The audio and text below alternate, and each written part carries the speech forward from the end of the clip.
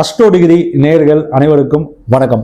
சமூக சந்தேகம் என்னும் நிகழ்ச்சியில் நம்ம எழக்கூடிய பல வகையான சந்தேகத்தை ஜோதிட இலக்கிய முன்னோடி எட்டயபுரம் கோபிகிருஷ்ணன் ஐயா அவர்களிடம் கேட்டு விளக்கம் தெரிந்து வருகிறோம். இன்றைய சமூக சந்தேகங்கள் நிகழ்ச்சியில் நமக்கு உண்டான ஒரு சந்தேகத்தை ஐயாவிடம் கேட்டு விளக்கம் பெறுவோம். பாருங்கள் சார். வணக்கம் சார். இந்த எண்ணெய் குளியல் அப்படிங்கிறது நம்ம தமிழ் பாரம்பரியத்தில் கலந்த ஒரு விஷயம் சார். மேலை நாடுகள் எல்லாம் இந்த பழக்கம் கிடையாது. இந்தியாவில் மற்ற மாநிலங்களில் கூட இந்த எண்ணெய் குளியலுக்கு அவ்வளோ முக்கியத்துவம் இல்லை. ஆனால் நம்ம தமிழ் கலாச்சாரத்தில் தீபாவளிக்கு கூட நம்ம குளிக்கணும், வார வாரம் சனிக்கிழமை குளிக்கணும், பல நோய்கள் அதுலேருந்து விலகுது அப்படிங்கிறது இருக்குது சார். அதை பற்றி ஜோதிட சாஸ்திர விளக்கத்தோட கொஞ்சம் விரிவாக சொன்னீங்கன்னா நல்லாயிருக்கும் சார்.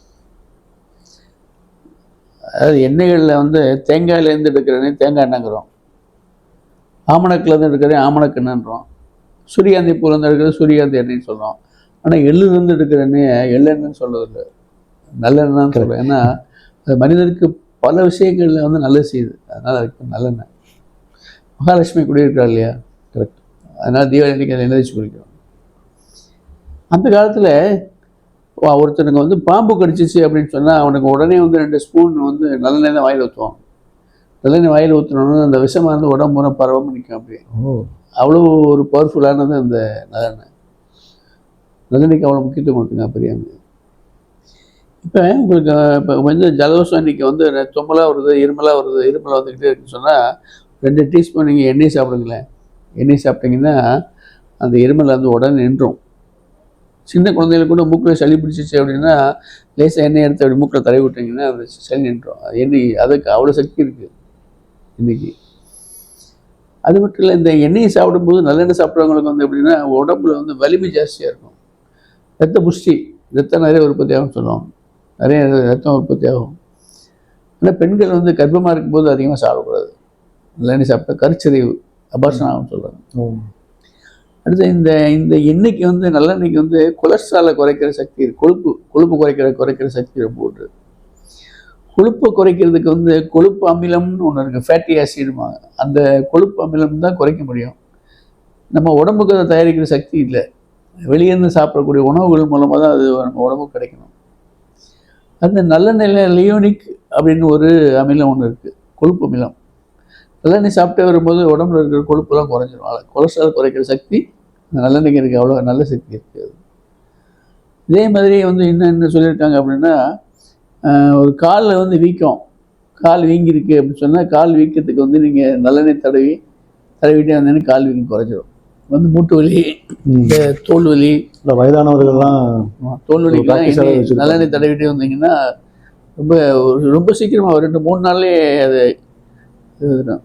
அது எள்ளு புண்ணாக்கு கூட பார்த்தீங்கன்னா அந்த காலம் ஸ்கூல்லலாம் வைப்பாங்க. எள்ளு புண்ணாக்கு, எள்ளு ஆட்டி அதுலேருந்து வர புண்ணாக்கு இருக்கு இல்லையா, அதில் தூள் சர்க்கரையெல்லாம் போட்டு ஸ்கூலில் வைப்பாங்க. அது ரொம்ப சத்து.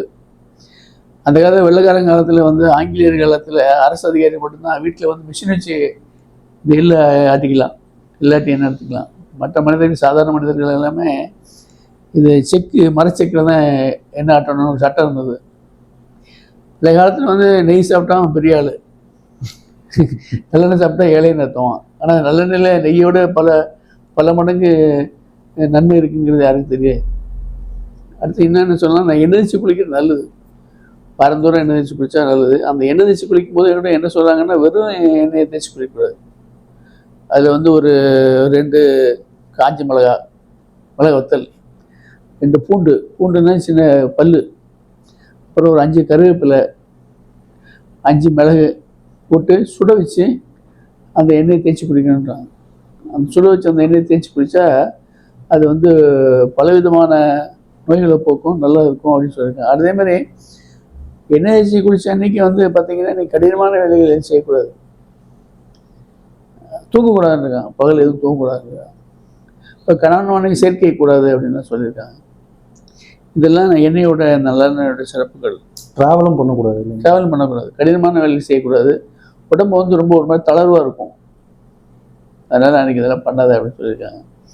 இது நல்லெண்ணெயோட எண்ணெய் சில நிறைய சிறப்புகள்லாம் கூட இருக்குது, சொல்லிக்கிட்டே போகலாம். சரி சார். இப்போ இது சனிக்கிழமை தான் இது குளிக்கணுமா சார்? இது சனிக்கிழமை சார், சனி நீராடு அப்படின்னு அவையாரே சொல்லியிருக்காங்க.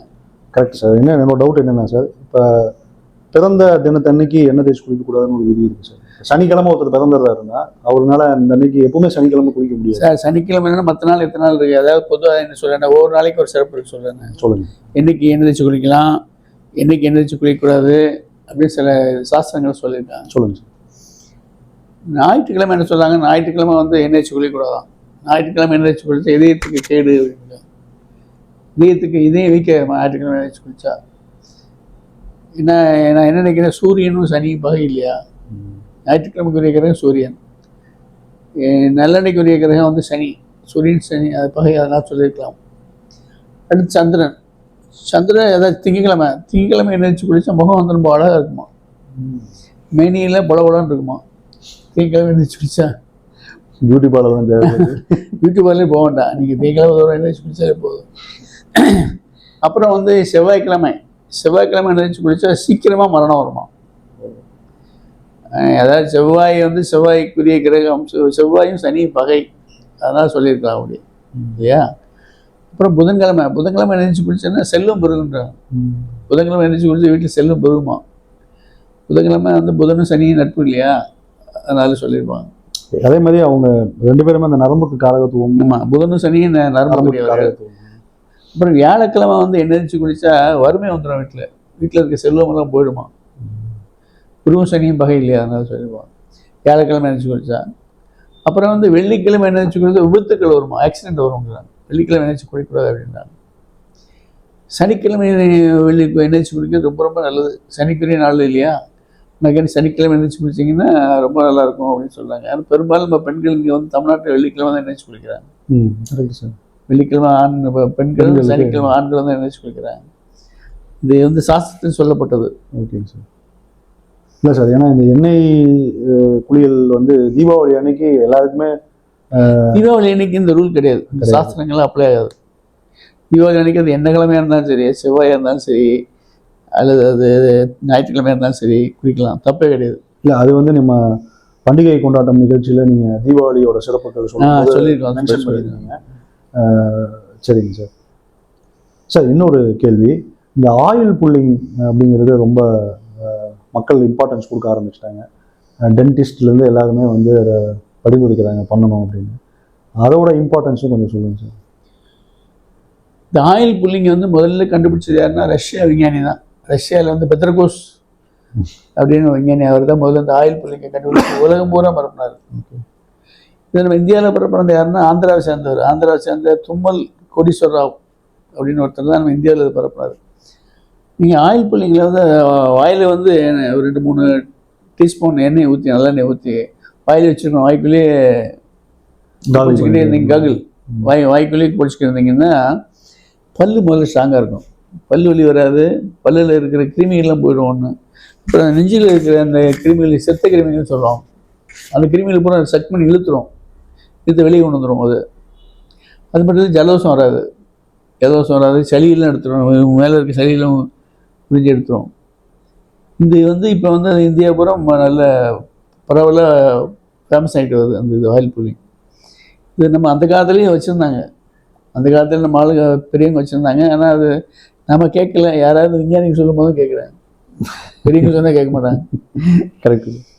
ஏன்னா இது நிறைய பேருக்கு ஒரு பின்னாடி என்ன விஷயம் இருக்குது அப்படின்னு தெரிஞ்சதுக்காக தான் உங்கள்கிட்ட கேட்டேன் சார். மற்றும் ஒரு சமூக சந்தேகங்கள் நிகழ்ச்சியில் சந்திப்போம் சார். நன்றி சார்.